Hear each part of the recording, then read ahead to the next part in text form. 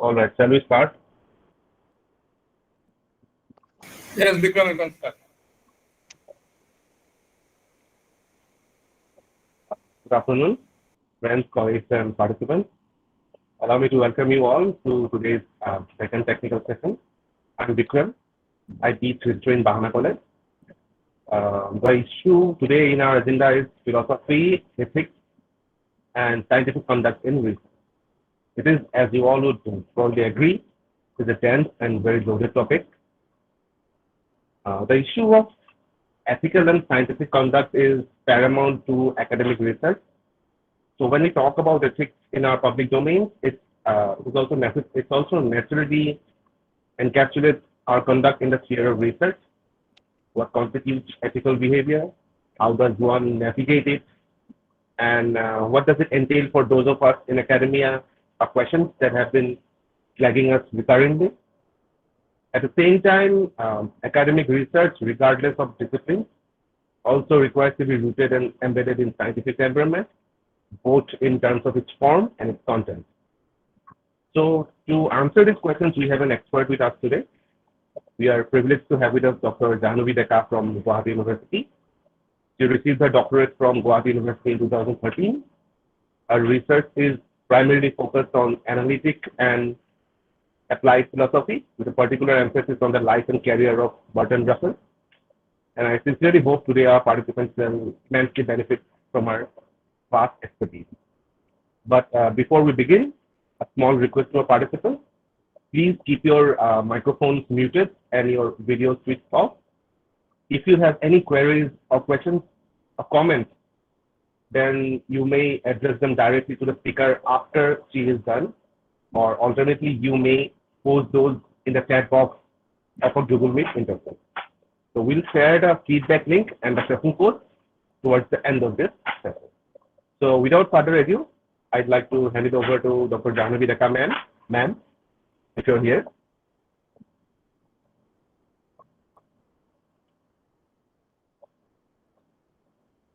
Yeah. Actually, when you initiated speak, I couldn't hear you. So may I know your name, please? I could see Uh, here yeah, Vikram. ma'am, my name is Vikram Bora. I teach history at Bahana College. Okay, okay. Thank you so So I'll be much. moderating this session. Yeah, thank you. Here some. Uh,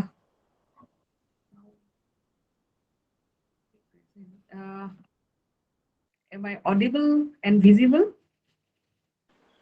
Sorry, it is Ma'am, not you're visible. audible, but we can't Uh, see you. now, you just I'm not at all tech savvy. You just check it if I'm visible now. Okay, okay, Yeah, okay. you are. Okay, good afternoon, everyone. Good afternoon, more particularly to the participants. At the very outset, let me thank all of you means the IQAC Bahana College and the Department of Economics for giving me such a wonderful opportunity to be with you all. So let us proceed towards this allotted topic to me, and I'm going to present. I'm going to share the screen.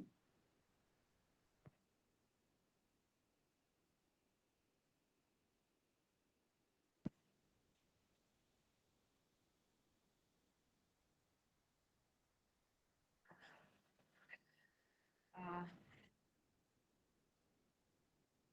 this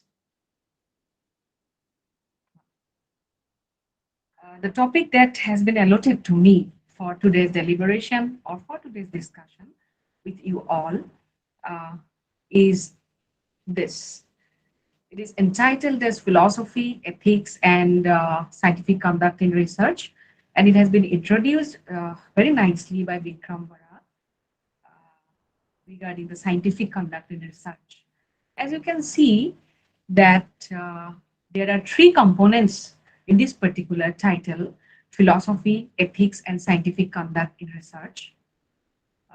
Although we can see the three components, the primary focus, the focal point of interest for every one of us as a researcher is scientific conduct in research, because uh, we are in a sense, since we are in academics, In a sense, we are all researchers.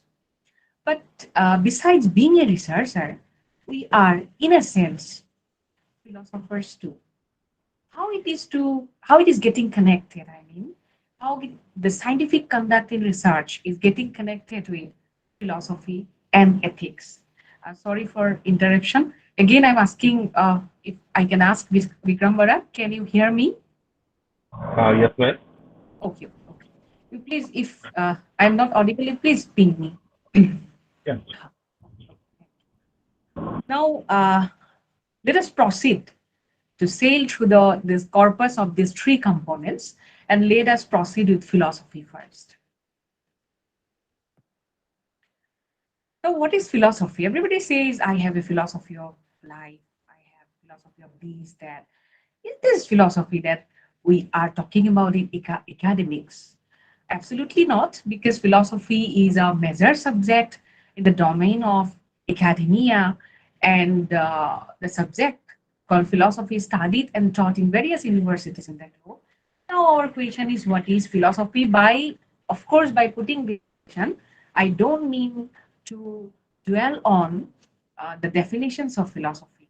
I want to make you I want to give you some brief idea about what philosophy is.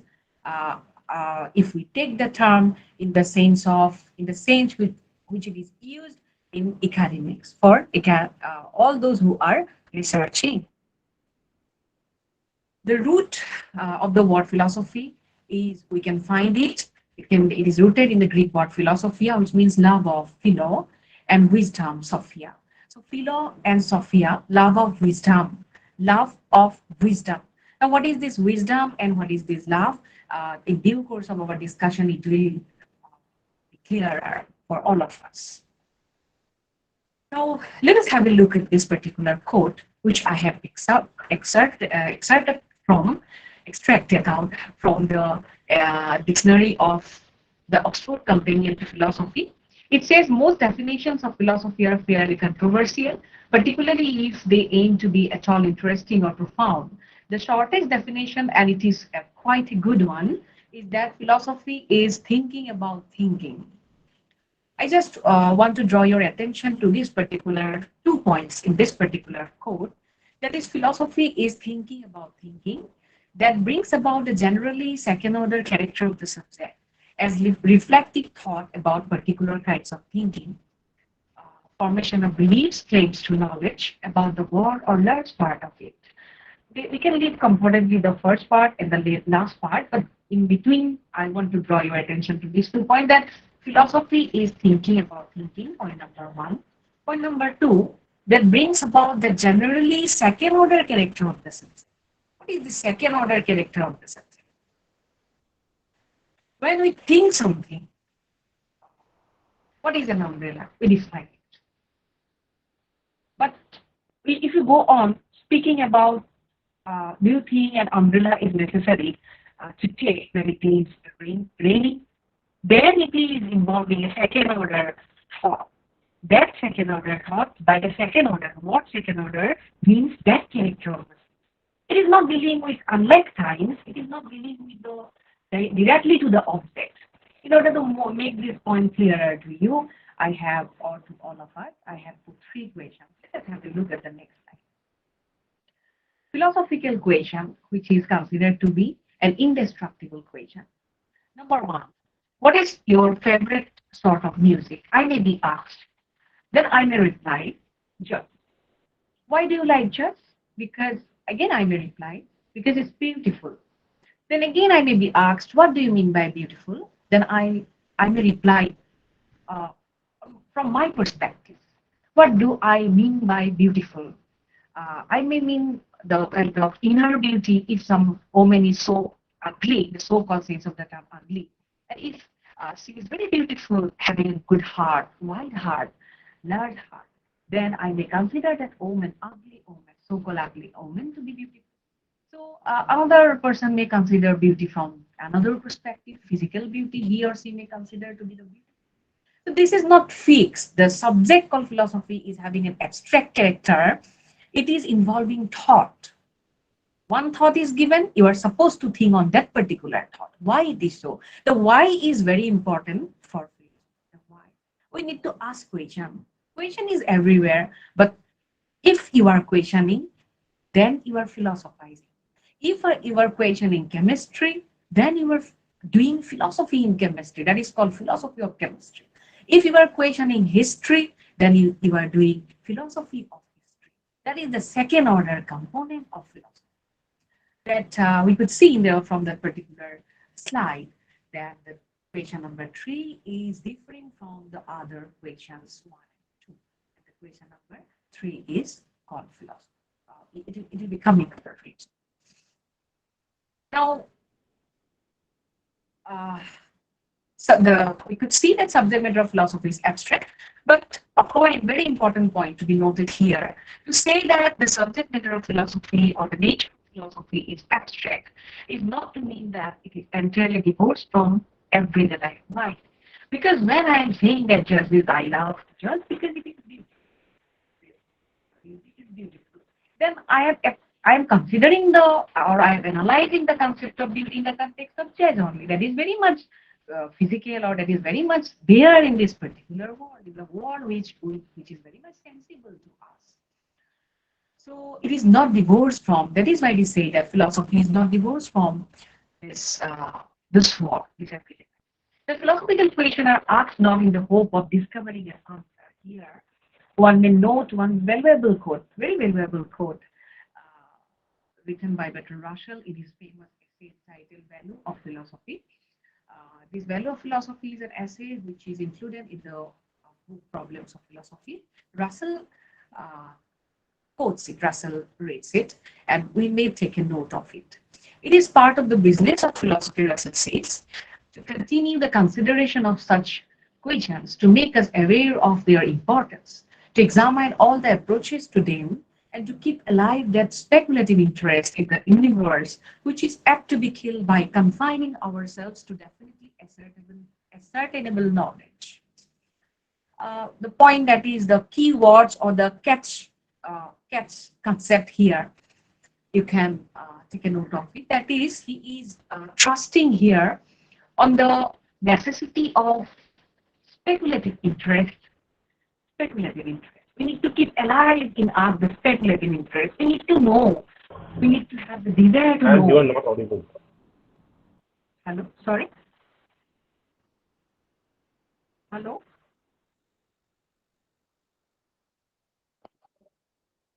Hello?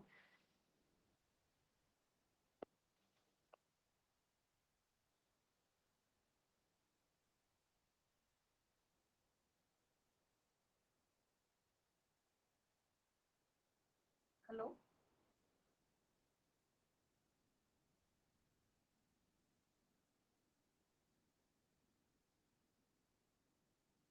Hello?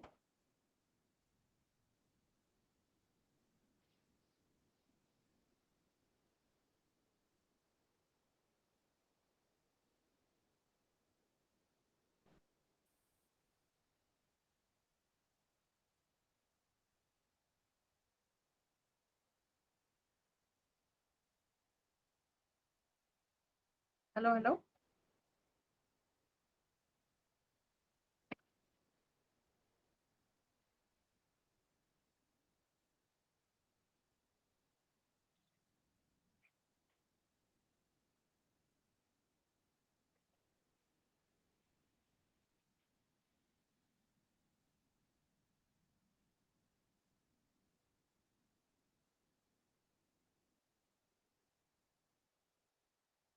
Can you hear me? Yes, ma'am. So somebody said something, so I got. Hello? Is Bikram Bora available here?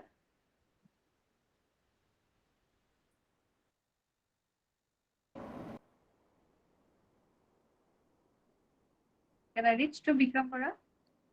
Madam, you are not audible actually. Oh, what to do now?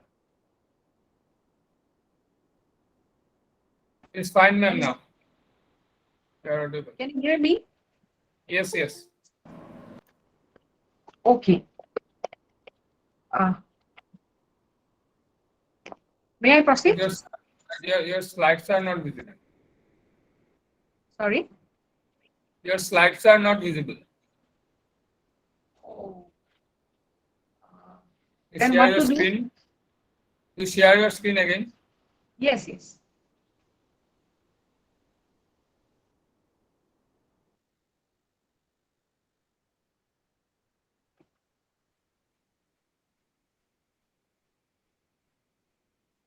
Yes, now it is fine. Okay, okay.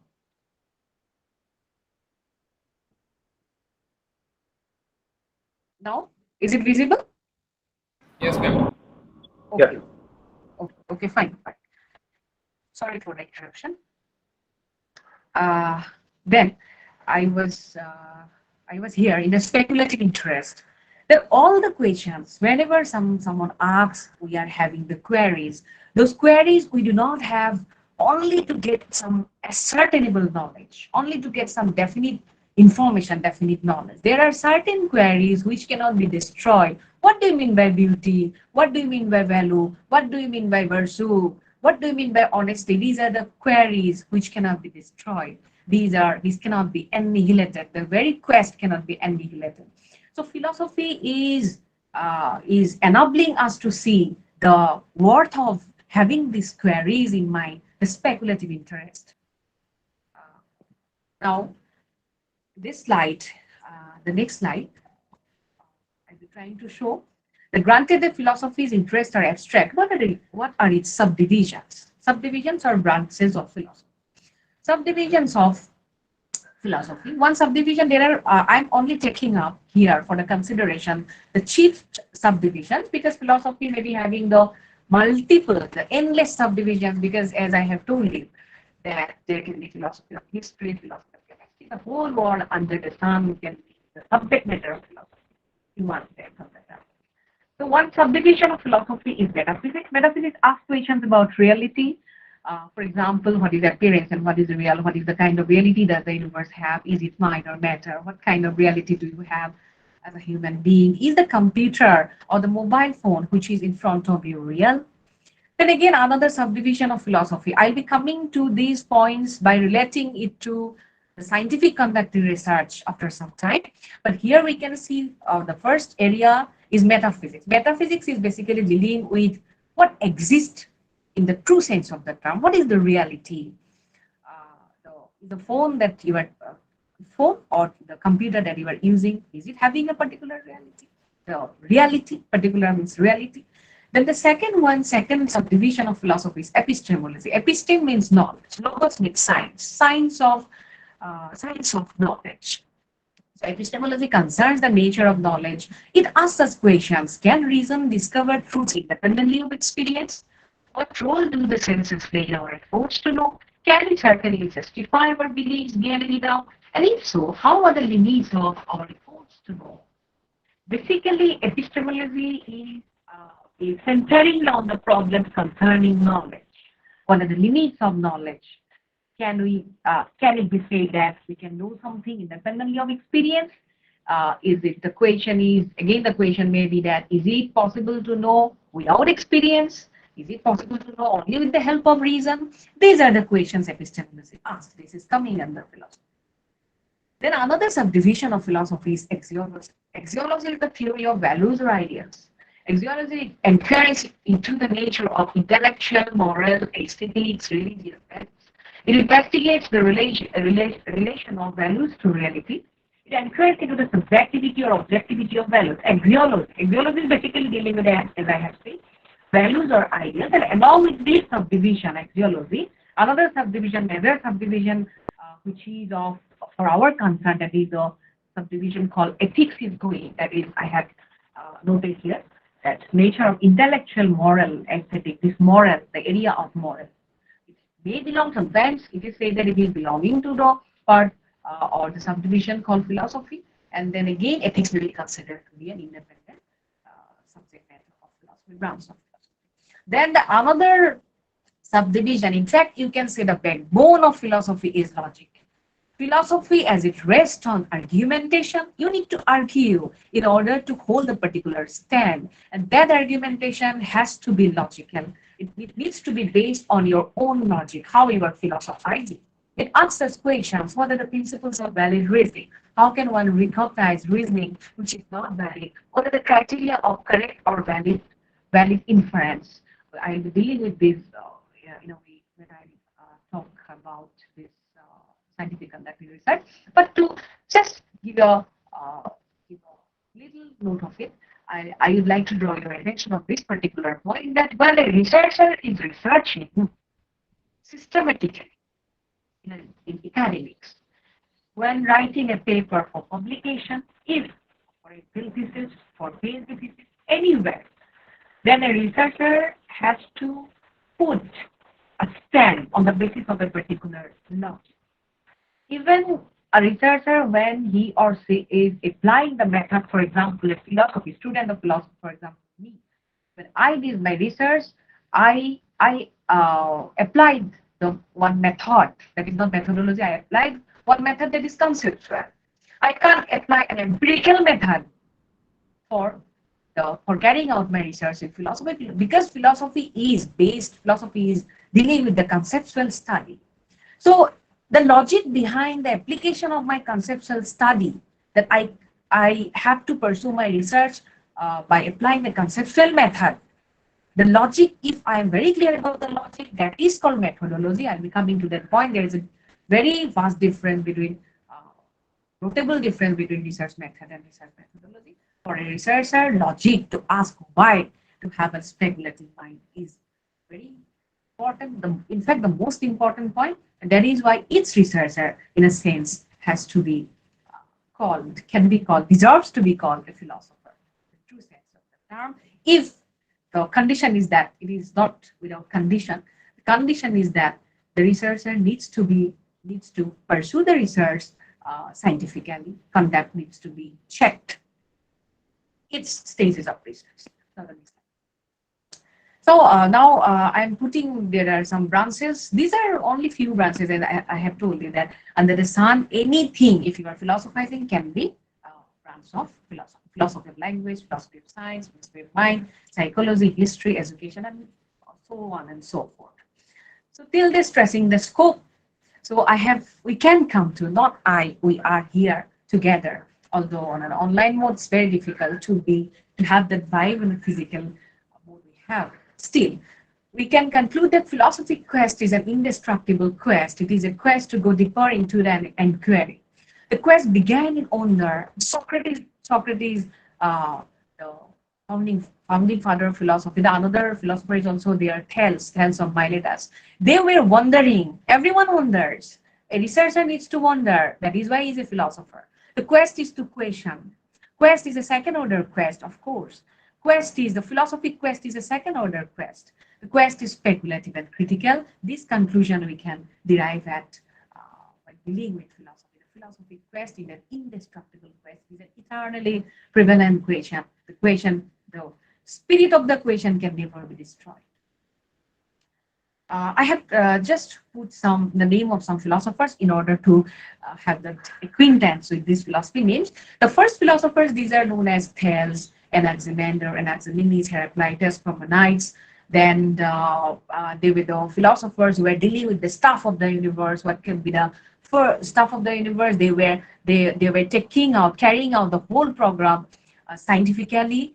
They were wrong. They were proved wrong later in many perspectives, but it is their first attempt to think something scientifically on the basis of some reason, the argumentation that matters. Then the second one is that he is said to be, from one perspective, he is called the father of philosophy, Socrates. It is said that Socrates brought ethics into existence. The concept called research ethics. Everybody must have some idea about ethics because the sessions have been going on, and you must have some knowledge about this.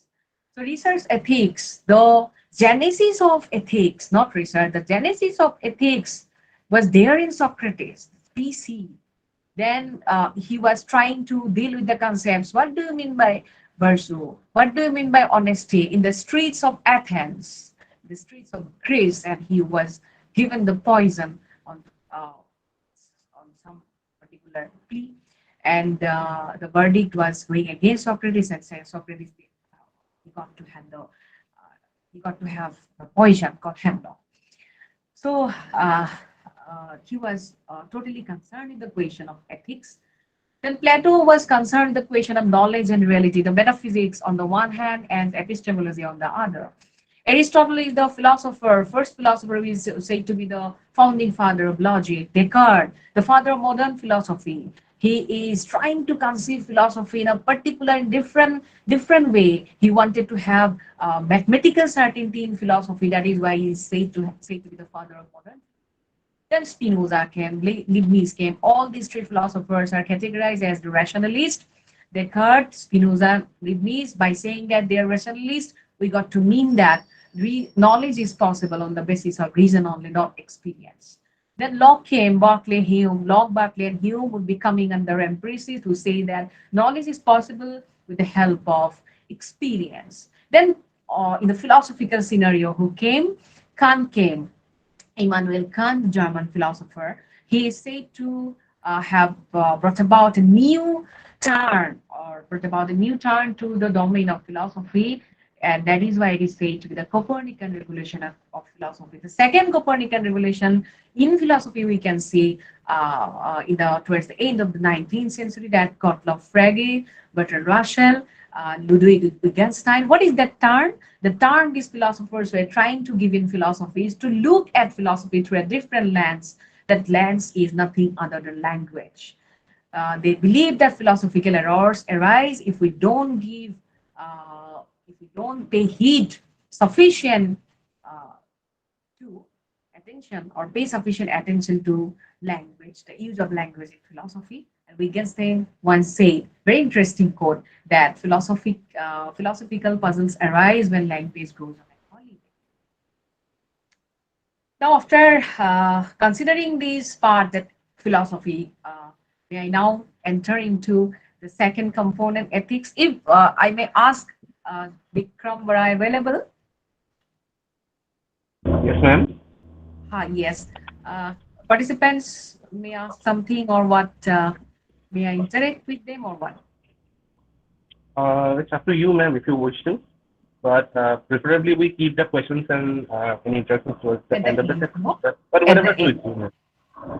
Okay. At the end, we may. Okay. Yeah, sure. Now, let us take the second component for consideration, ethics. Ethics is traditionally considered as a branch of philosophy. The word ethics is derived from the Greek word ethos, which means character or moral nature of a human, of a man. The term ethics often describes the investigation and analysis of moral principles and dilemmas. Ethics provides a framework for understanding and interpreting right and wrong in the society. In other words, ethics can be understood to consist of general principles which helps to determine rules of conduct. As we can see, every paragraph, everything must have got some cat's word or cat's idea. I have put the cat's idea in the last sentence here. In other words, ethics can be understood to consist of general principles which helps to determine rules of conduct. Ethics is a subject, is a subdivision which is traditionally be considered to be a part of philosophy, which is consisting of which consists of general principles in order to determine rules of conduct. That means what? It is only in the branch of ethics it's possible to have the determination of some rules of conduct. That is why for a researcher, ethics is so important. And that is why we are having the branch, or we are having that particular say that is called research ethics. Ethics which is applicable or which is applied in the domain of research, that then it will be called research ethics. So basically, the idea that we can take a note here, that ethics is dealing with rules of conduct. The subdivisions of ethics, more particularly for my presentation, these subdivisions directly are not associated with. Still, as I have made the subdivisions of philosophy, so here I have put it. Normative ethics, meta-ethics, and applied ethics. There are three subdivisions. Normative ethics is focused on the creation of theories that provide general moral rules governing our behavior, such as utilitarianism or Kantian ethics. Normative ethics, what does it do? It focuses on the creation of theories dealing with certain moral rules which govern our behavior. For example, utilitarianism. It sets certain moral rules. Utilitarianism says that I should perform a moral act if in order to bring about happiness, maximum happiness.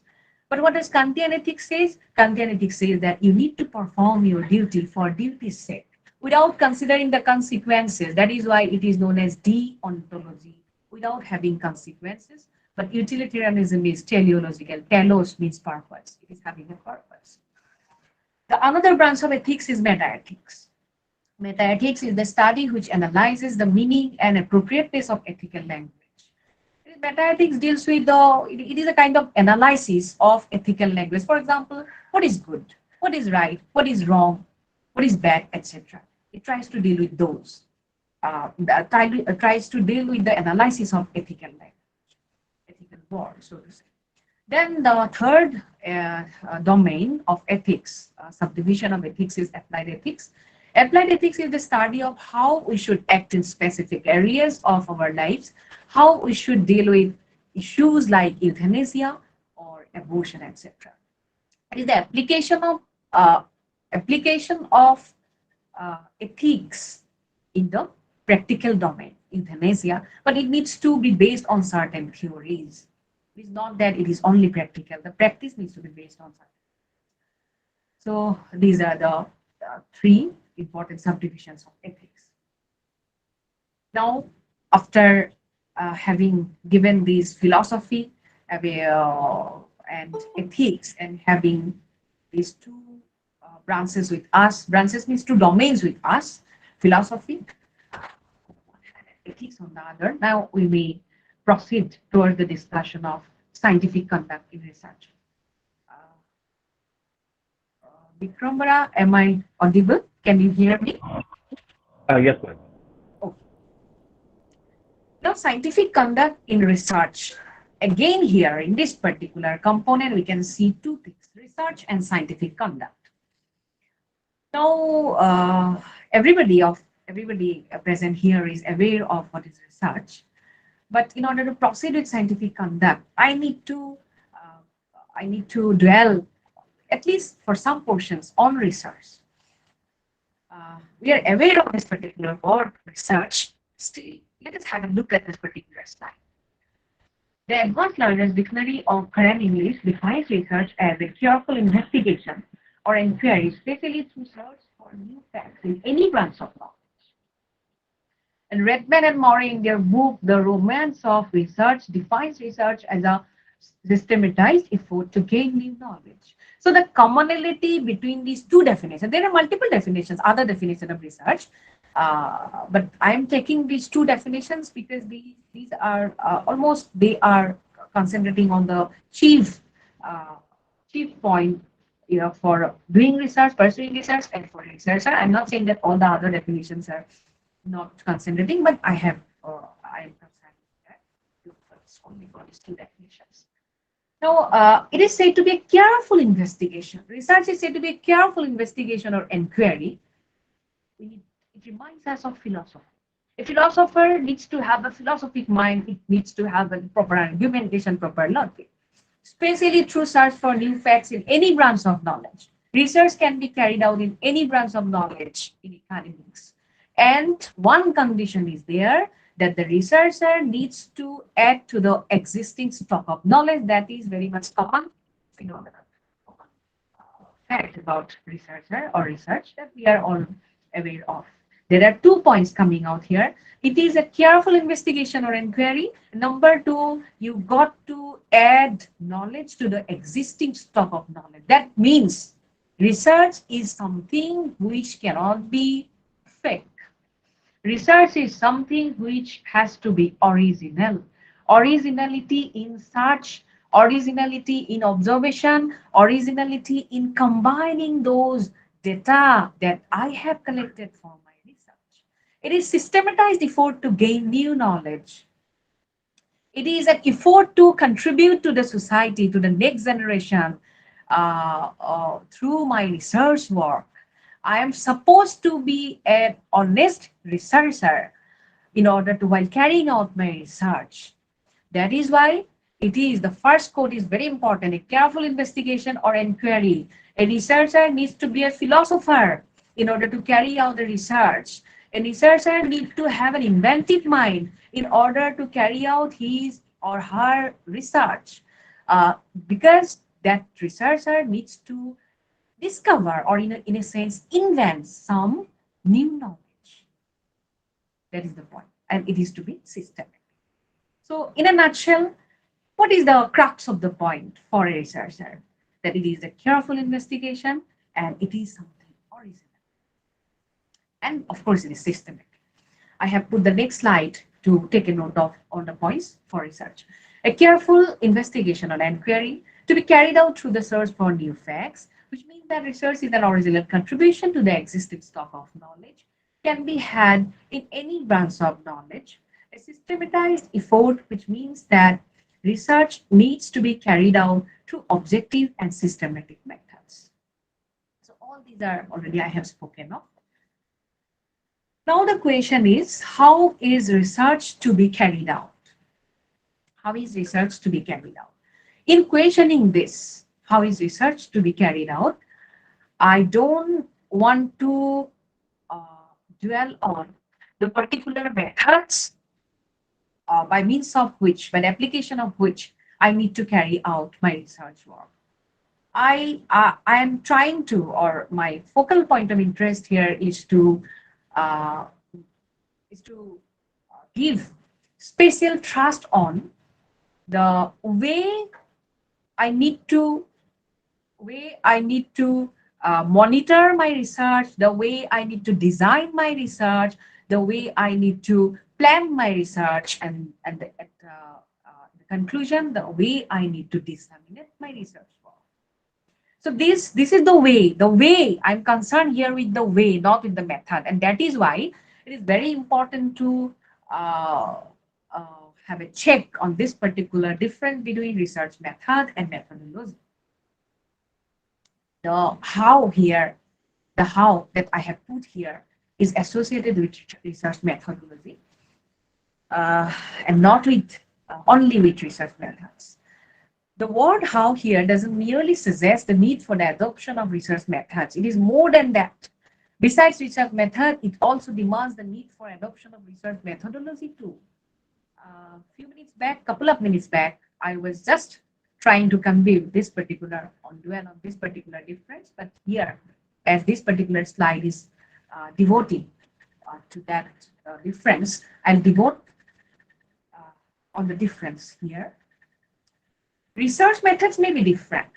Conceptual, as I have told you, the descriptive, fundamental research, applied research, qualitative research, quantitative research, different methods are there.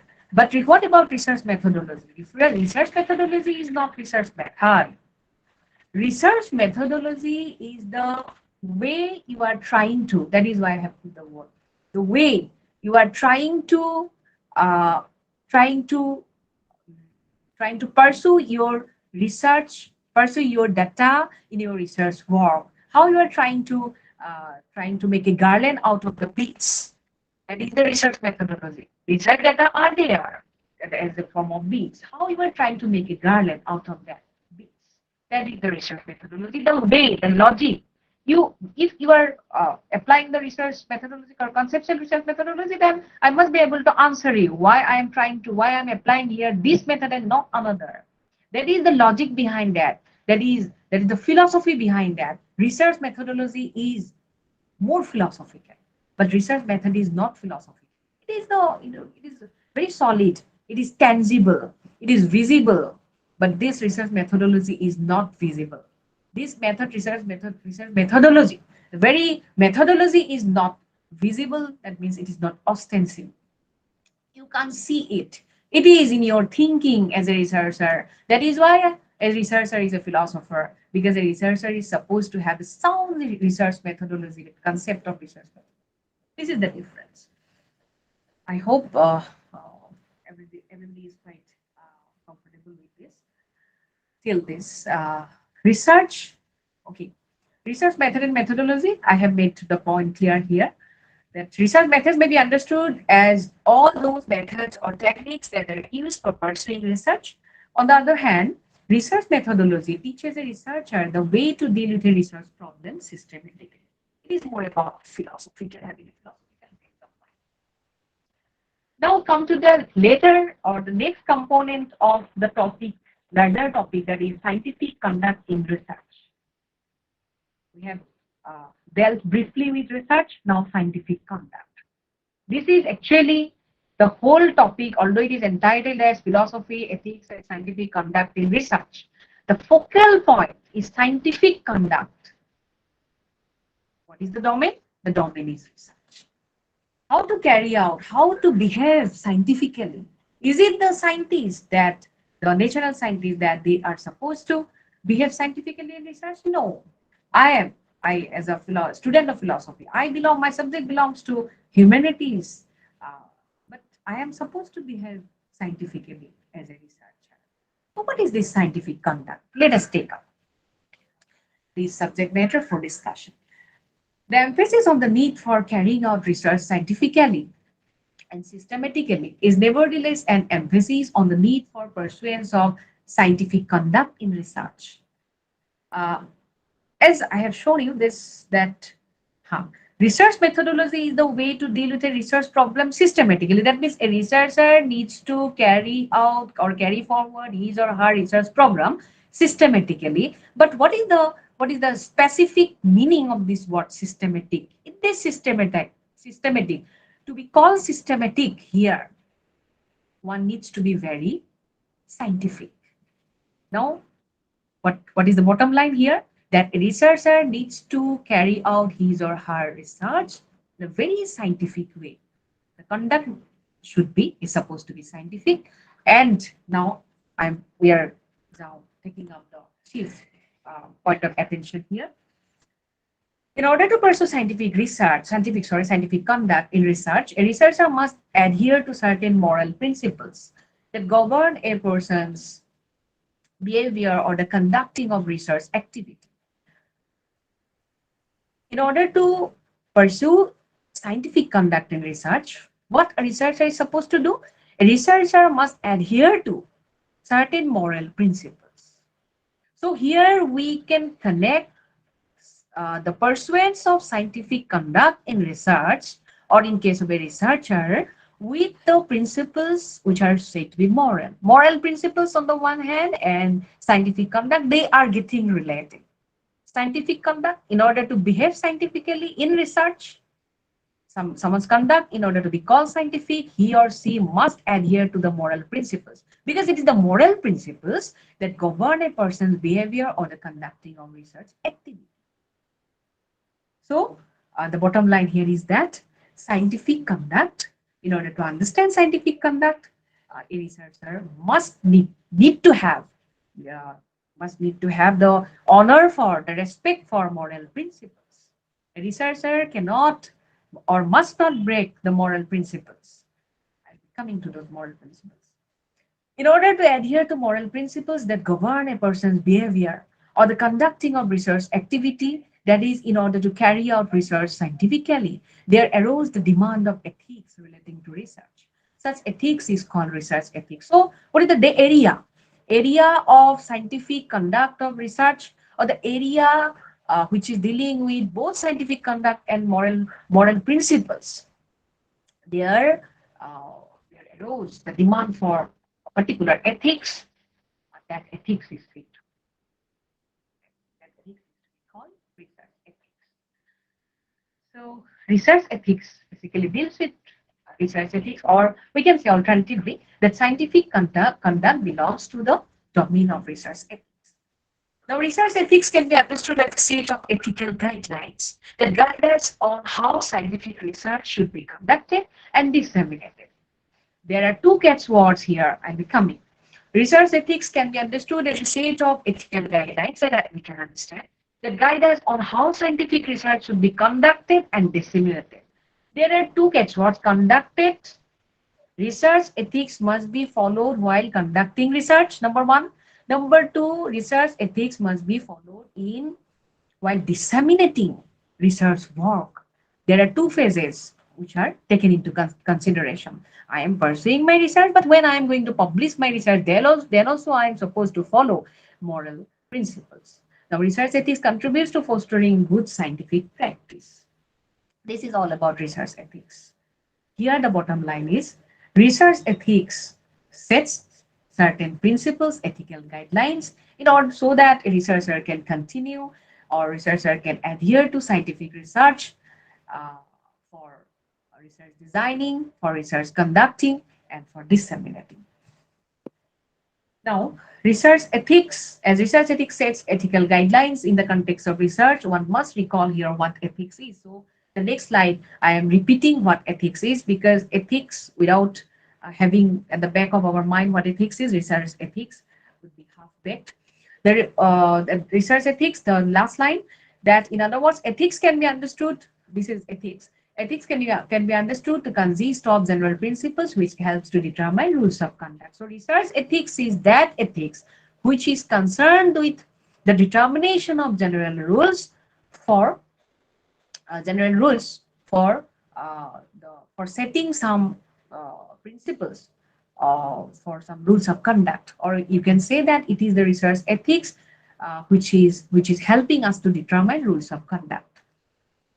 Now, particularly here in this from this particular slide, I'll be considering one very important guidance document which was issued by University Grants Commission.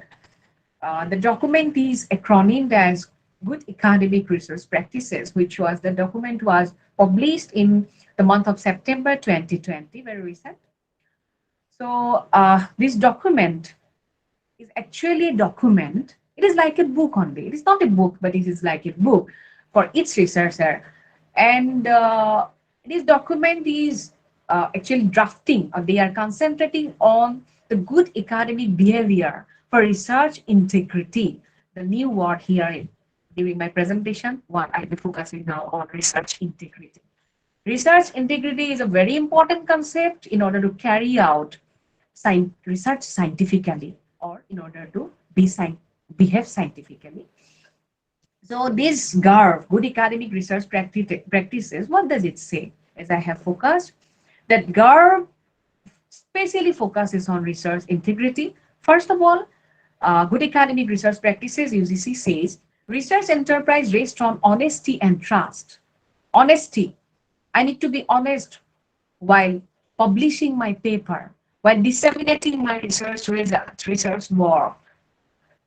I need to be trustworthy while maintaining high quality. High research quality is vital. It is equally important, GARP says, that research is conducted in a culture that supports honesty and integrity to ensure the highest standards of ethical practice and behavior. Everyone says, all the higher education institution, HCI or UGC, they are saying that, or all the other committees, they are saying that, institutions are saying that there should be high quality publication, there should be high quality research. But where is the environment for research? Are we working or are we adhering to those ethical principles which may be termed as ethical culture in research? That is the question. During the time of this last for last two or 3 years, is plagiarized. The concept called plagiarism, it has been into focus. The fakeness, the fake journals. So this is on the rise like mushroom. Now this is, if it is the practice, these journals are mushrooming, these fake journals are mushrooming. Now it is being given a check nowadays. But it was like that, the scenario was like that, everybody is aware of. Then is it the culture? Is it the culture which is unquestionable? This is the culture that questionable. This is a questionable research practice. But we need to work in a research culture which needs to be unquestionable. So it is said the GARV is focusing on 2 points that I have cited in the later one, that while it is focusing on high quality research quality, it is focusing on the culture that supports honesty and integrity to ensure the high standards of ethical practice and behavior. A researcher needs to be needs to have an integral mindset. Integrity in research, I'll be coming to that particular concept. Now, researcher must be honest, he or she must be trustworthy in focusing on research. All these are the chief focal points for GAR. In fact, if it is GAR, then UGC. UGC is focal point. So here I'm focusing on research integrity. According to US National Institutes of Health, research integrity includes the following. There are the three vital components of being an integral researcher. Use of number one, use of honest and verifiable methods in proposing, performing, and evaluating research.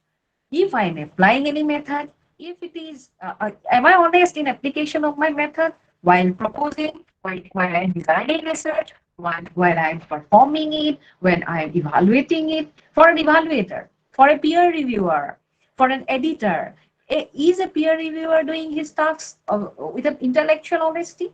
If that is the question. Is an editor pursuing his or performing his task in editing a paper? It happens in Rutledge publication. It happens in Springer publication. These are the famous publications, which is unquestionably correct. But is it happening here and there?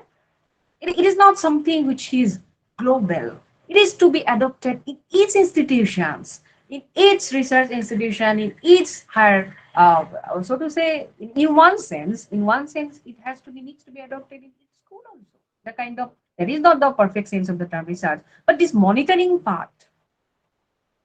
Is the student performing his task sincerely? That is the part. When I am doing research, is it doing sincerely? Is the person is conducting research sincerely? That is the question. Then the second important point is that reporting research results with particular attention to adhere to rules, regulation, and guidelines. There are many guidelines from many committees. All those guidelines, as if, for example, this GARB that I'm considering for. This GARB has set many guidelines. Am I adhering to these guidelines? Am I adhering to the rules and regulations? That is the question. Number three, following commonly accepted professional codes or norms. There are certain codes which are to be adopted that I must not fall into the conflict of interest.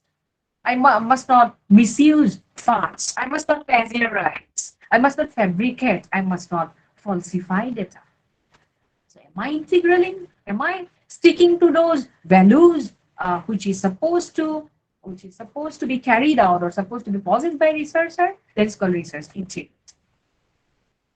So GARB, the focus of the document is on developing and sustaining research integrity within an ethical research culture.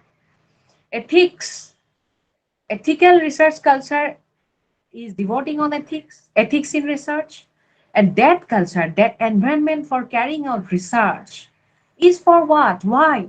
Why a researcher need to adhere to the rules? Because research, that is the point, that is the link between philosophy, ethics, and research. Because a researcher is supposed to have the philosophy bent of mind, the questioning set, the question speculative interest. A researcher needs to possess that mind of, needs to address that why, the logic behind every query. A researcher needs to have that regard for others' dignity. A researcher needs to have regard for the sustenance of research. Research, if I'm publishing my work, then it is for our next generation. If I'm not here living here in this world, my work, somebody will be reachable to someone. That is why the concept called open access publishing, that is paper, open access publishing access for open publication, that is option has come out from various journals. They are keeping that provision.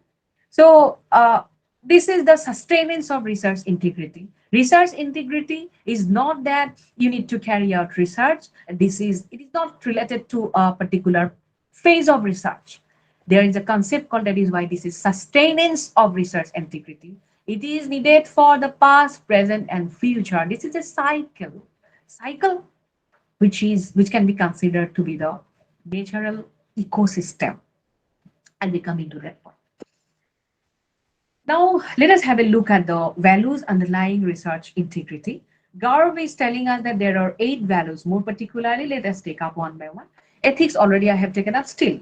Research is to be conducted in an, GARB says, in an ethical manner to ensure dignity, rights, safety, and privacy within the researcher ecosystem. now the word ecosystem.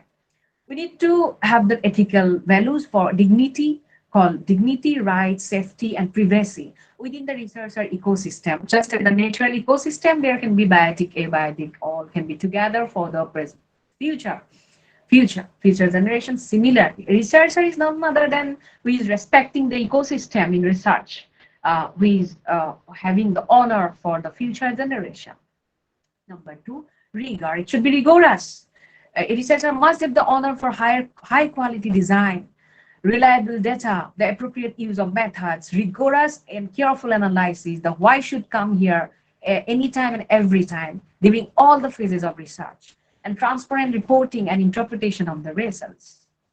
Number three, relevance. In the endeavor to expand the knowledge base and understanding the environment and ecosystem, research advances the short and long-term goals of science in society. So research, what is the relevance of this particular research that I am supposed carrying out my research? It must have some short-term goal and long-term goals for science and the society. It is a researcher is having the social responsibility towards the society, social accountability towards the society. A scientist must possess that kind of regard for ethical values, the relevance of his or her research. Transparency, this is a very important component or value underlying research integrity. Transparency, it is said that honesty is promoted through transparency in developing, undertaking, reviewing, reporting, and communicating research in a fair, comprehensive, and unbiased fashion. So I need to be transparent in reporting, in carrying out, in communicating research, in comprehending it in an unbiased fashion. To say that I need to carry out honestly or transparency in research means I need not, I'm not supposed to be moved by my own biases. It needs to be, I need to be free from my own bias. It needs to be objective. Whatever, suppose I have taken one hypothesis in my research work, that it is the case. If I am coming at the end, if I am coming a contradictory hypothesis, that needs to be published, that needs to be shown to the others that this is the result. I am not there to fabricate my data that I hypothesize in this way. Now the result is contradictory. This is not the way, because I have got it. This is the result. That is to say that research needs to be carried out very scientific and unbiased way. Then 5, respect. The process of research is aligned with the norms and traditions of society and its cultural heritage, with respect for colleagues, research participants, and the environment. We need to have respect for my colleagues, research participants. Somebody is taking, if somebody is giving some sample for some research work for a scientist, that I must not break the confidentiality that the participant may not will to give his or her name to be disclosed. So I must respect for, as a researcher, I must respect for that confidentiality. Respect should be there. And impartiality, objectivity, and lack of bias are the core ethical principles of research. Researchers should avoid conflict of interest in setting research priorities, establishing research collaboration, choosing research questions, and interpreting and assessing the implications of research results. All these are different phases of research, and I need to be very impartial. Even in conflict of interest may arise in different domains, academic, financial, and many other domains are also there. I'm not covering all these things here, but there may arise some kind of conflict of interest between two, that kind of maybe financial, I have told you that kind of conflict of interest should be disclosed. And you see, for those good publication houses, they are having this segment for conflict of interest. Please disclose. They are having this disclosure for conflict of interest. They will consider, editor or the other team of the particular journal, editorial team will consider it further, whether it can be published despite having this conflict of interest, whether the particular work can be published or not. They will look into it. 7, independence. To promote objectivity, researchers should be allowed independence in the design, conduct, analysis, interpretation, and dissemination of the research and research findings. So a researcher, at every stage of research, he or she must enjoy independence. only when a researcher enjoys independence, his or her research could be transparent, could be free from all biases. Accountability. Research will comply with both the spirit and the letter of relevant rules and procedures such as regulations governing professional standards.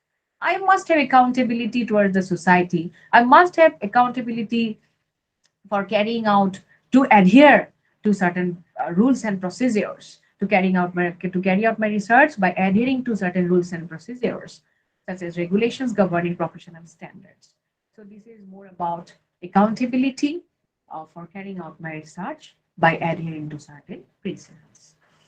So these are the values underlying research integrity. The bottom line here, we can come to this, up to this slide, we can come to this particular bottom line that a researcher need to have an integral mindset in carrying out research. The researcher needs to be intellectually honest.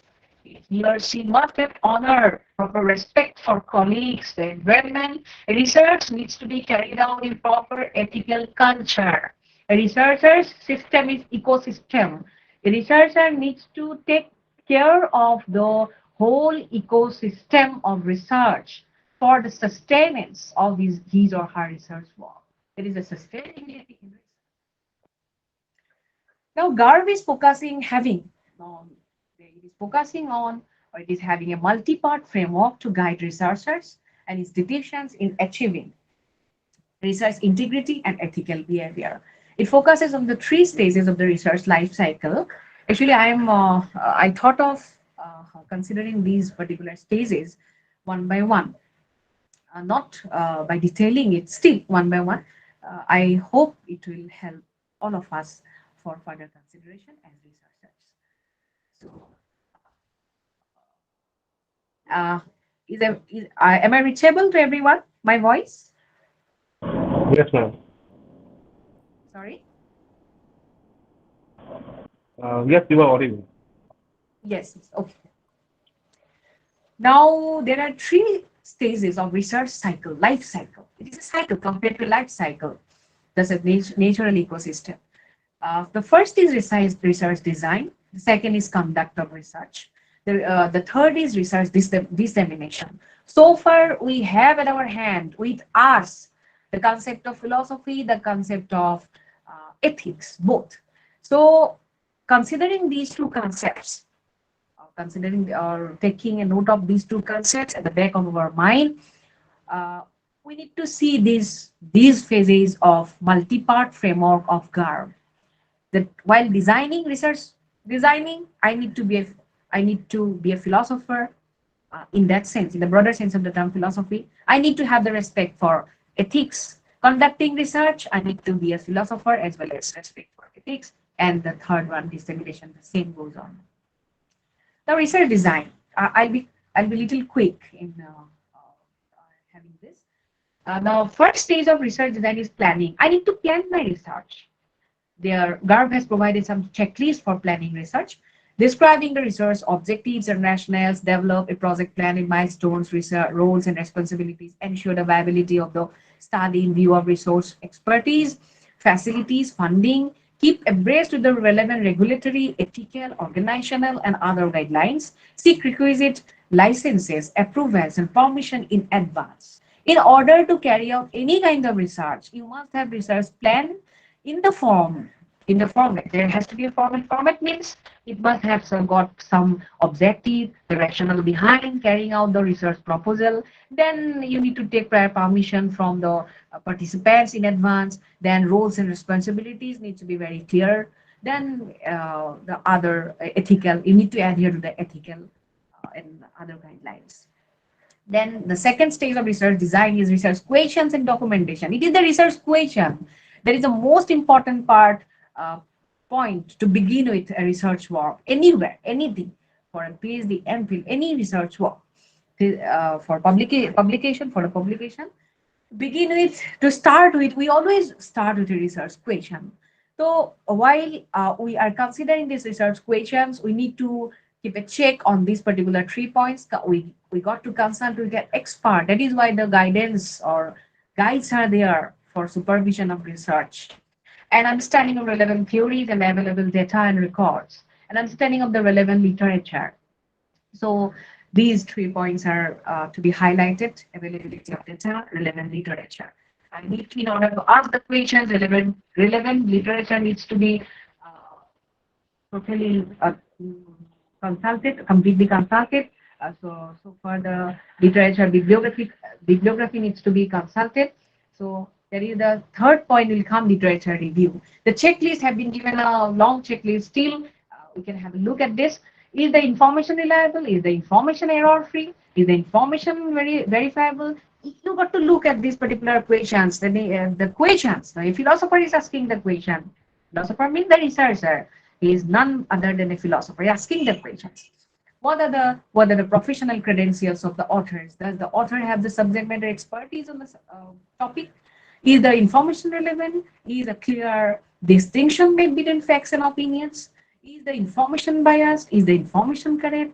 Does the information meet current needs? Does the information providing depth coverage? All these are checklists and provided by GARB for literature review. Regarding literature review, I would like to draw your attention on a particular point. Literature review doesn't mean that I'm supposed to, as a researcher, I'm supposed to compile whatever has been done on a particular issue concern previously. Literature review means when I'm compiling or making the summary of the previous work, I must have a sound concept of a particular methodology, not method, but methodology, the way it was conducted previously, the way it was designed previously. That is from the point of view of a researcher. I'm having a very neat picture of the previous work of research. That is the literature worth of. That is the significance of summarizing literature review. This is not a compilation of or summary of the previous work.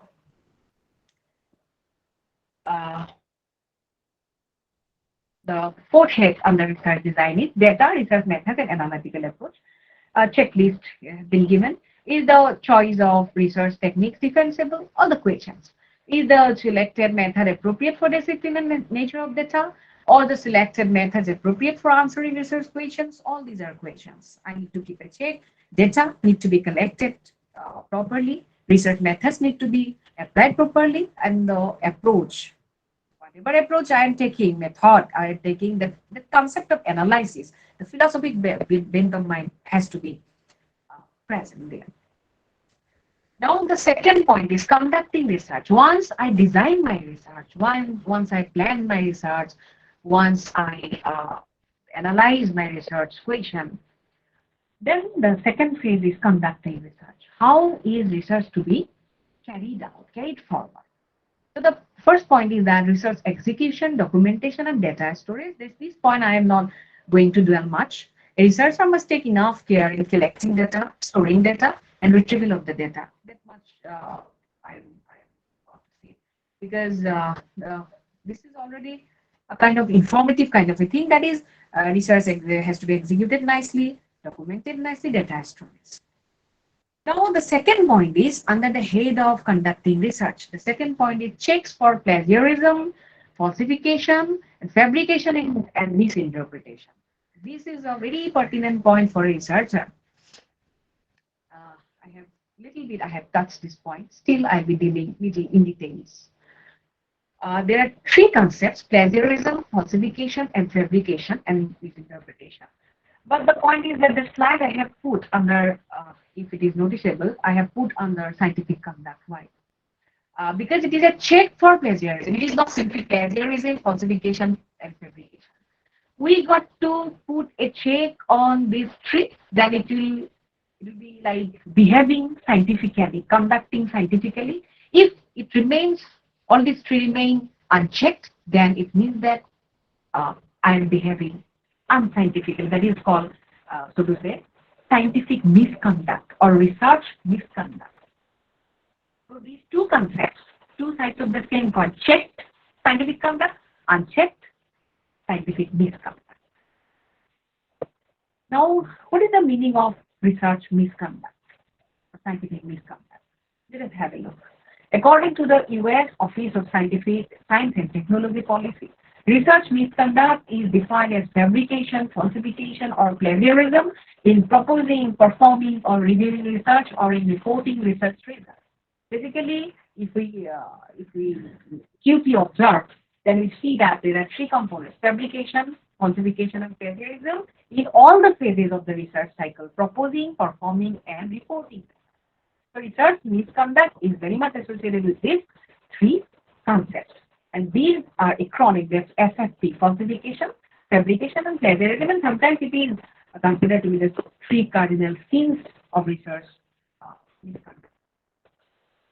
Falsification. Now, what does it mean? Manipulating research materials, equipment, or processes, or changing or omitting data or results such that the research is not accurately represented in the research record. If I'm manipulating some research material or anything else, equipment, processes, if I am changing it, omitting data or results, then this is called falsifying data. The second one is fabrication, making up data or results. It is a construction. I am making it up. I'm constructing something, or I'm adding to the available, into the data which was never there. I am doing it. That is, my bias is coming. I am becoming unethical in doing that. I'm fabricating. Plagiarism. This particular misconduct, as you can see, this particular misconduct is coming, or it arises in the context of publication. Plagiarism. Plagiarism refers to the appropriation of another person's ideas, processes, results, or words without giving appropriate credit. In other words, it is seen that people use another person's work while claiming it to be their own. It is said that knowingly, intentionally, or recklessly misrepresent their data and findings. Plagiarism, this is common word. We are all acquainted with this plagiarism, the word called plagiarism. But plagiarism, the why is important. All those who are plagiarizing, why they plagiarize? There will be several factors. They may be having this promotional criteria, they may be having this service-related issues. But if I am plagiarizing, that means the argument will follow in this way, that if I am plagiarizing, that means I do not honor, respect the originality of the researcher from whom I am copying. I am not willing to give the credit to the originality. That means I am not giving credit to the research integrity. That is lacking. That ethics is lacking. That is why this comes under research ethics. Examples of plagiarism: have a look. Turning in someone else's work as your own, copying large pieces of text from a source without citing that source, taking passages from multiple sources, piecing them together and turning in the work as your own, copying from a source but changing a few words and phrases to disguise plagiarism, paraphrasing from a number of different sources without citing those sources. If we minutely observe, all the cases will occur or will happen in case we are not citing properly the other's work in my research work. Okay, this is related to the others. If I am not citing, giving credit to the others. That is why in case of research, bibliography is so important. In text, reference is so important. Reference, the bibliography references are so important. Then another mode of plagiarism is self-plagiarism. If an author republishes a work, if I republish my work in its entirety of whatever I have published previously, or I reuse portions of a previously work of mine without mentioning my previous work or in the credentials relating to the previous work, then I will fall into self-plagiarism. And UGC is focusing on self-plagiarism by issuing a notification on self-plagiarism on 20th of April 2020. Anybody can go to the website. Self-plagiarism, it cites the following includes: republishing the same paper already published elsewhere without due and false citation, publishing smaller excerpted work from a longer and previous without due and full citations in order to show a large number of publications, reusing data already used in a published work or communicated for publication in another work without due and full citation, breaking up a longer or larger study into smaller sections and publishing them as altogether new work without due and full citation, paraphrasing one's own previously published work without due and full citation of the original. So here I have italics all those the command words without due and full citation. I am not writing here. This is UGC is mentioning all these 5 kinds of self-plagiarism in that particular notification. I have copied it from. So I need to give due and full citation of the original of my previous work to the present work. In order to use any data, I need to cite myself, my previous work, in order not to fall under plagiarism, self-plagiarism, and in in general, in order not to be unethical in research. The following basic practices should be observed to avoid FFP. These practices Garvey is taking care of or it is focusing on. A person using another author's text, data, method, ideas, results, or formulations should identify the author and document the source.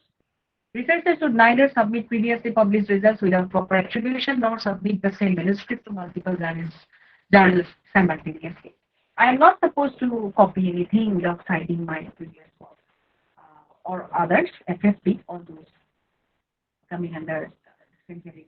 Researchers should neither submit previously published research without proper attribution nor submit the same manuscript. This is the later phase of the later point. This the same manuscript to multiple journals simultaneously. This is the most habituated case. That there are some fellow who send the same manuscript for consideration multiple journals. This is a crime. This is an ethic. This is very much unethical. This is an ethical crime. Ethical crime. There may not be any legal punishment for that. But there may legal issue may come, but still it is unethical. Then the following basic practices should be observed through FFP.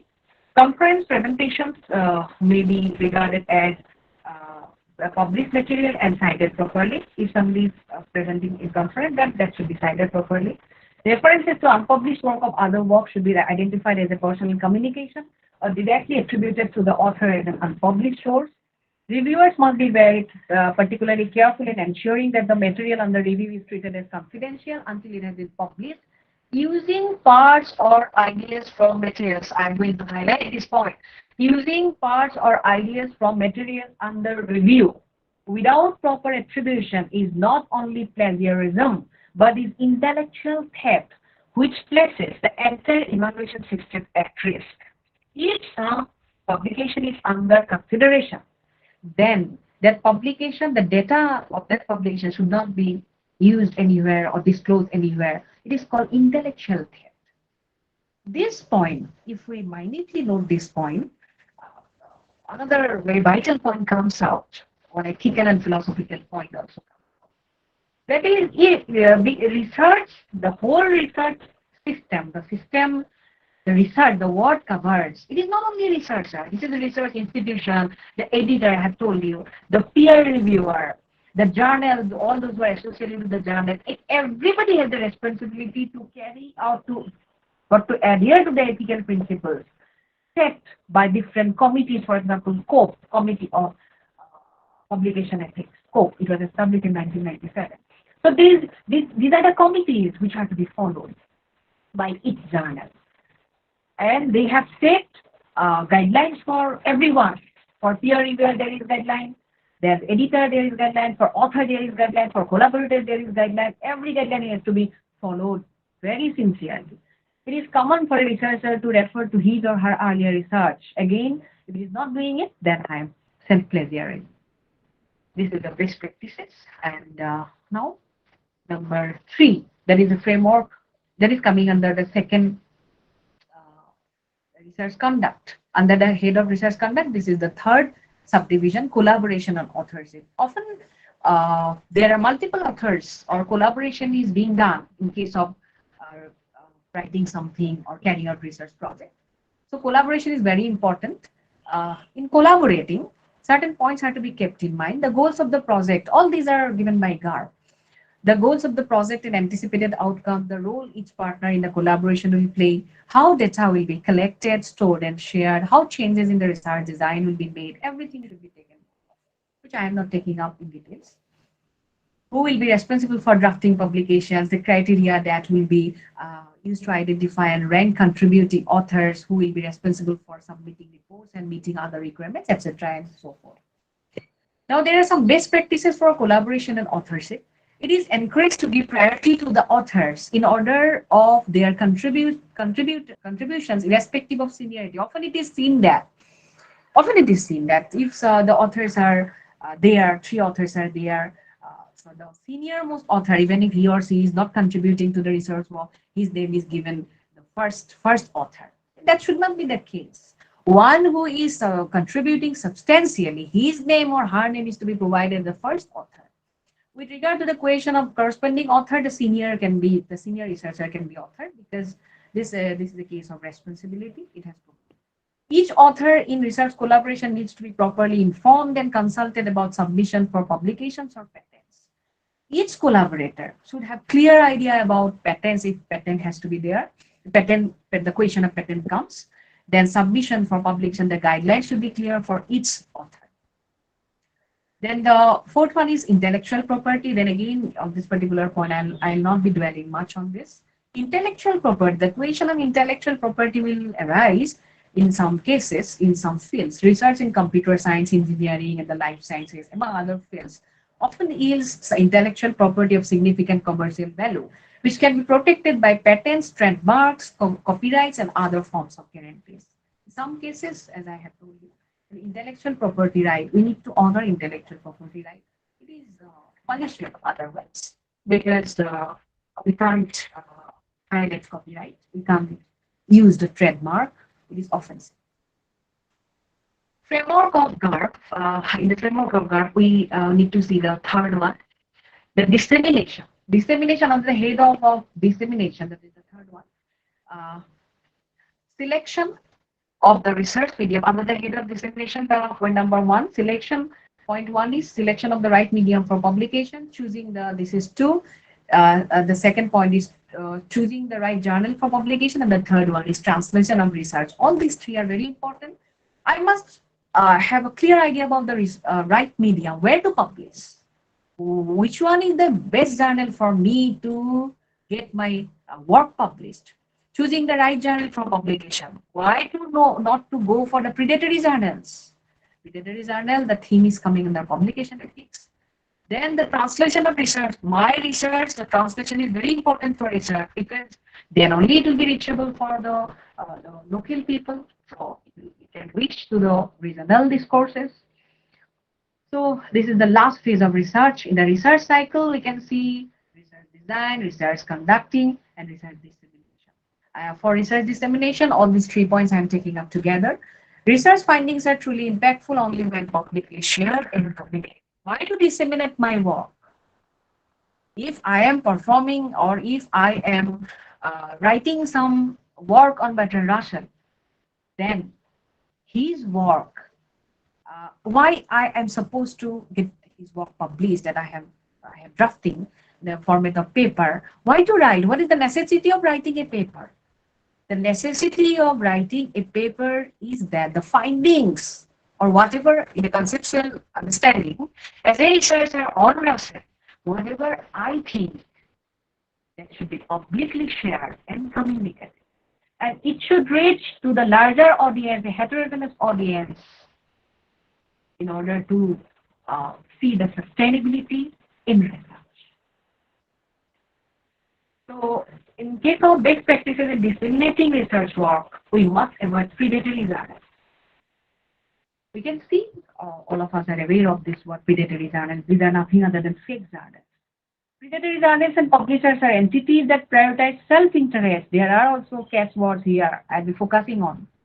Entities that prioritize self-interest at the expense of scholarship and are characterized by false or misleading information, deviation from best editorial and publication practices, a lack of transparency, and or the use of aggressive and indiscriminate solicitation practices. 3 points are very important here. These predatory journals, they take fee for publication. Within 24 hours, they will publish. That means what? They are prioritizing self-interest. They do not have any kind of honor for scholarship. They do not have any any attention or the focus on the whether some misleading information is going to be reachable for the larger public. It is deviating from the best editorial board. What is the necessity of having editorial board? To keep a check on the process of writing, methodology, whatever in the three phases. Editors, or the editorial board, they need to keep a check on the whole research cycle. Publication practices, the lack of transparency. There is a quite deficiency in the lack of the huge deficiency, the lack of transparency. And all these are going against research integrity. So the best practices in disseminating in case of predatory journals and utter no for publication is in predatory journals and utter no for citing references from predatory journals in their research. Here also I want to draw your attention on this particular notification which was issued by UGC, public notice on academic integrity on 14th of June 2019. Now I am coming to the last part of my discussion, and let me recapitulate. Not only recapitulate, let us come to the bottom line of today's discussion. So, what if I am a researcher and all the participants present here are researchers? Please you know that you are a researcher. I know that I am a researcher in one sense. Then we could see that I am at the same time, there is the must in a researcher that I must be having a philosophic bent of mind. That means I need to have a sound concept regarding the why of carrying out of my research in each phases. That is, the research is the key component of higher education institution. Without research, the society, civilization cannot progress. The purpose of research is to add to human knowledge and to create new knowledge. It is not about discussing something, some previous work. It is also about creating something out of the previous work. Out of literature, bibliographical literature review, all the literature review on Bertrand Russell, I'm supposed to give something new. I can't be Bertrand Russell, but at least I can have some philosophical insight as a researcher to think, to reflect, to think on whatever has been spoken of by Bertrand Russell. I got to have a reflective mind. Creativity in research demands research culture which is ethical in nature. This creativity, a researcher, I as a researcher, in order to carry out my research work, this creativity I can't carry if the environment is not congenial for me, if the environment is going against me. That research culture, I must be having that research culture to work honestly, to work independently, to have that kind of research integrity in me. Ethical research culture emphasizes research integrity. That is why this is termed ethical research culture. I need to work in a culture where ethical research culture is practiced. Then research integrity and research cycle. Research integrity and research cycle. As the researcher is having a cycle right from the beginning to the end, the researcher needs to possess research integrity from the beginning till the end. Not only a researcher, we got to keep it in our minds that not only a researcher, each research institution, each peer reviewer, each editor, each journal, each editorial claim, research integrity, it's a whole community, stakeholders, everyone. Because research has an economic value. Research and research ethics. In order to pursue research, I got to adhere to the ethical rules of conduct, regulations, guidelines. That is called research. That is the relation between research and research ethics. Research and philosophy. Here I am focusing on the relation between research and philosophy by relating it to the branches of philosophy. You see, when I am taking some issue relating to Bertrand Russell in the research, I am taking the issue thinking that this could be the case. This is the hypothesis. This is the research question. That means I do have the assumption, or you can say the presumption, scientific presumption on the basis of some literature or on the basis of something. I have relevant argumentation. I have assumed that this is the case, this is the hypothesis. That means I believe, I do, and the assumption regarding the nature of the question, nature of reality. And if we can remind, I took it up when I was dealing with metaphysics, and metaphysics deals with the nature of reality. When I am posing the question for research work, then the question is actually posed taking into account of the nature of whatever I believe that is the nature of reality. Now the next question is epistemology. Epistemology, now this reality, the question regarding Russell I am posing, that question, how to process, how to proceed towards that question, that is epistemology. Epistemology, how to know it, how to proceed towards the question, how to know it. Is it under epistemology, the method will also come, but basically the methodology. Method will be applied, but am I aware of the methodology that I am applying in order to proceed towards this metaphysical problem? Metaphysical problem means in research, the question that I have been taking for research. Then logic in research is the argument to encourage the area which is taken for consideration in research logic. Some logic has to be there. It is the backbone. It is the platform, the plinth of a particular house.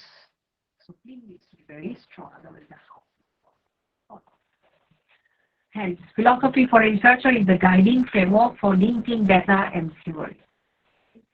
Each step of our cycle, we must focus on these areas of philosophy. Understanding of the relation between research and research ethics on the one hand, and the relation between research and philosophy on the other, will lead one focus on the relation between philosophy, ethics, and scientific conduct in research. So once philosophy, the necessity of having the subject called philosophy is understood. If it is understood that why it is necessary to have research ethics from the bottom of my heart, not only brain. If scientific conduct, why it is to be pursued in research, then we are good researchers. Think, imagine that we are in the academics, the whole academia is full of good researchers. That is what can be wonderful. That is not a case of something which is fictive. That is very much practicable. We can have it. There are set ethical rules. We just have to adhere to those set ethical rules. That is the research culture. Now, my last slide provides some information that UGC is focusing. UGC that I have taken up. More particularly, I have concentrated on this GARP, Good Academic Research Practices. Then in 2021, UGC has notified, or it has published one book. This is a book, Academic Integrity and Research Quality. The name of the book is Academic Integrity and Research Quality. It is available, and it is the compilation of different articles relating to different issues which may arise in the context of research. And UGC is taking care of the publication part by CARE. UGC CARE listed journals, all of us are aware of. There is a consortium for academic research. So UGC is focusing on good academic research practices, academic integrity and research quality via different corners, different pockets. But one of the notable pockets is UGC CARE listed journals. So with this, I hope some light will be thrown to all of us with respect to philosophy, ethics, and scientific conduct in research. I thank you. I thank you, all of you, all the participants. Then I thank you.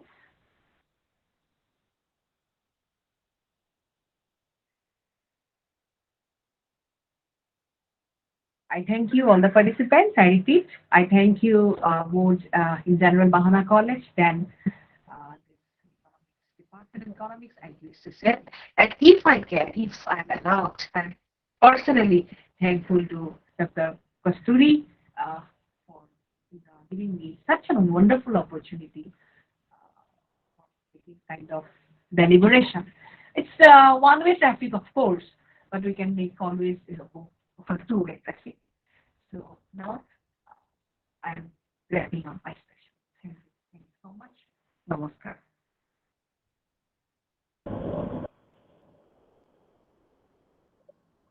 Thank you, ma'am. I think everyone today here would agree with me that it was a very engaging session. The address ma'am delivered was precise and very lucid. It was divided into three sections, which added an extra layer of coherence. So she began with contextualizing what philosophy is, not only in terms of etymological origins or its institutional demarcations, but also how philosophy is. What philosophy is basically is about thinking about thinking that brings out the second order character of subjects. Philosophizing, as we said, allows us to go on an indestructible quest that begins with wondering, which leads to further questioning, and then further on towards the speculative and critical quest. She elaborated on how philosophy allows us to make queries that cannot be destroyed or annihilated, which in itself constitutes the crux of the entire exercise of research. So in metaphysical, epistemological, and logical terms, philosophy basically erects the intellectual and ethical edifice on which research can be and must be rooted. And in the second section, we trace the genealogical roots of ethics involved in research, from Anaximander and Socrates to like Descartes and Kant, and how investigation and analysis of moral principles and dilemmas have evolved. Ethics primarily deals with morality and rules of conduct, and the rules also applies invariably to research, both in terms of theory and practice. In the final section, we dwelt upon the very question of what research is in itself, which is basically a careful investigation or a systematized effort for new facts and new knowledge. For this purpose, originality is the hallmark of research. A researcher needs to be a philosopher, as the very act of philosophizing is intrinsic to research. And this philosophizing has to be rooted in scientific, systematic, and moral principles, which constitutes research ethics that fosters good scientific practice. So ethics, as we say, provides us with a framework for understanding and interpreting right and wrong, and helps us to determine rules of conduct in research. Research culture must be rooted in honesty and integrity to ensure high standards of ethical practice and behavior.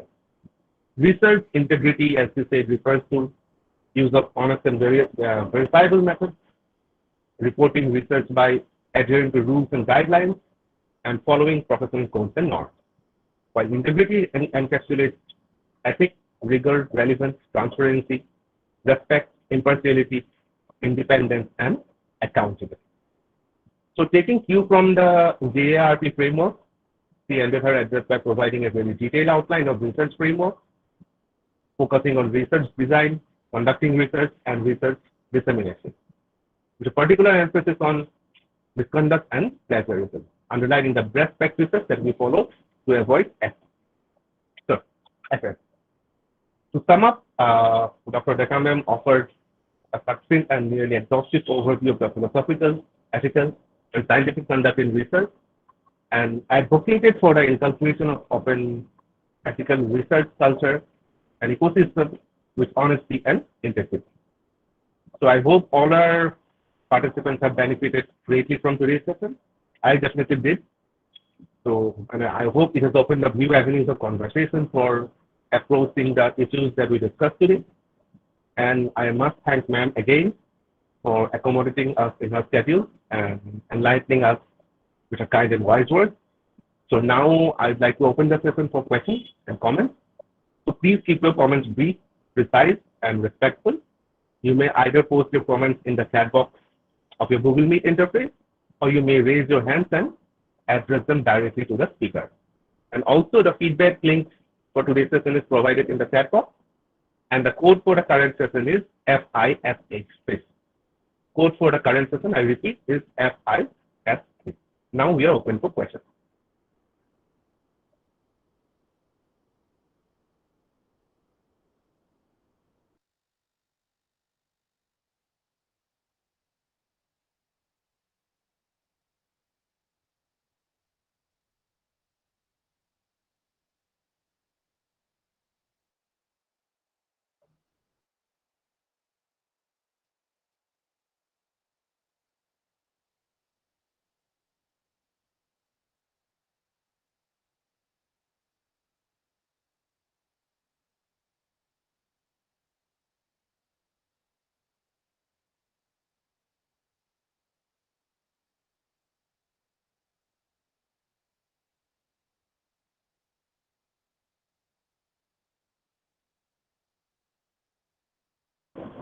While we await for questions, then I have one from me, actually, from myself.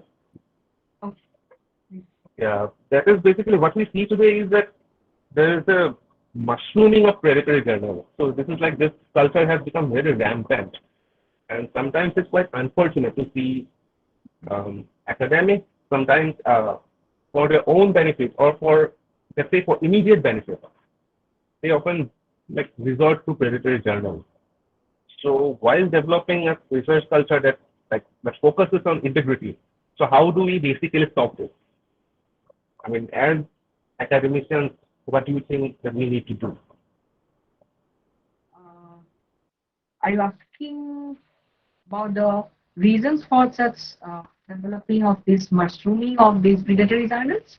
Or Basically, I mean, what is I know what do we need to do basically to stop these actually? I mean, like how do we?